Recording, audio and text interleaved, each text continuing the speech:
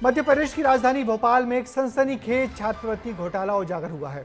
अल्पसंख्यक बच्चों की पढ़ाई के लिए शुरू की गई छात्रवृत्ति योजना में 17 मदरसों और 23 स्कूलों ने फर्जी छात्रों के नाम पर 57 लाख रुपए से ज्यादा की राशि हड़प ली है। ये संस्थान केवल 8वीं और 10वीं तक मान्यता प्राप्त थे, फिर भी 11वीं और 12वीं के छात्रों के नाम पर पैसे निकाले गए।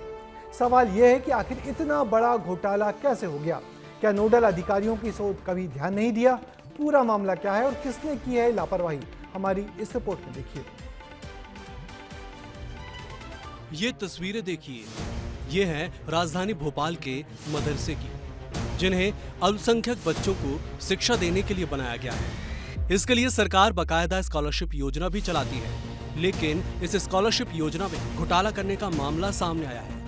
ये योजना अल्पसंख्यक वर्ग के बच्चों के भविष्य को संवारने के लिए शुरू की गई थी, लेकिन इसका फायदा स्कूलों और मदरसों ने उठा लिया।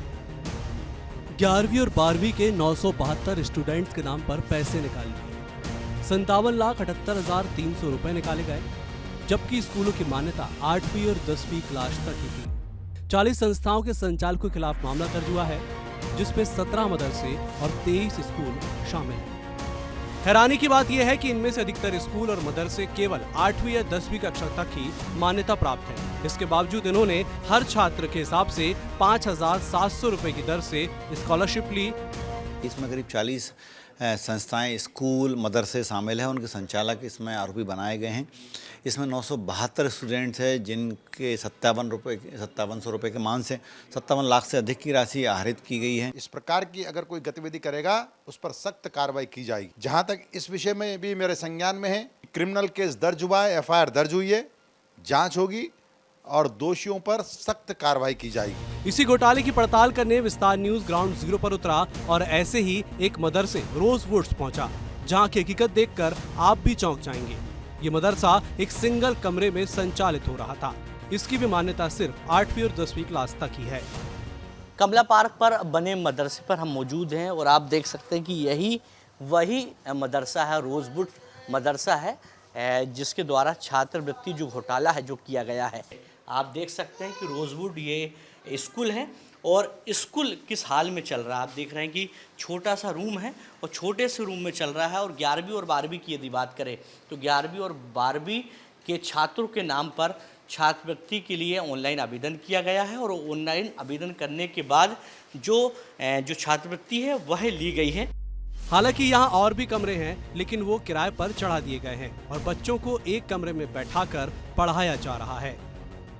हम इस वक्त दूसरे माले पर हैं और दूसरे माले में आपको लेके आए हैं और आपको तस्वीर दिखा रहे हैं कि किस प्रकार से यहाँ स्कूल तो नहीं है, ना ही क्लास है, मगर कुछ लोग रहते हैं, ऐसा लग रहा है। उनसे चर्चा करेंगे। मैडम, यहाँ मदरसा है क्या? जी नीचे, मगर वो तो एक ही क्लास है। 11वीं 12वीं यहाँ लगती है क्या? आइडिया नहीं है मुझे। मामला सामने आए और इस पर राजनीति ना हो, ऐसा नहीं हो सकता। इस मामले पर कांग्रेस सरकार को घेर रही है। कांग्रेस का कहना है कि सरकार को ध्यान देना चाहिए कि प्रदेश में छात्रों के भविष्य के साथ खिलवाड़ हो रहा है। इतना बड़ा घोटाला है, कभी समय पे स्कॉलरशिप मिलती है, एजुकेशन इंस्टीट्यूट खुल जाते हैं, पाठ्य पुस्तकें समय पर नहीं मिलती। आप पता लगा लो उसमें किस हद तक दलाली चल रही है। हालांकि घोटाला सामने आने के बाद सरकार इसकी जांच की बात कह रही है। कैबिनेट मंत्री विश्वास सारंग कह रहे हैं कि जो अवैध काम होगा तो उसकी अनुमति नहीं है, उन सभी पर कार्रवाई की जाएगी।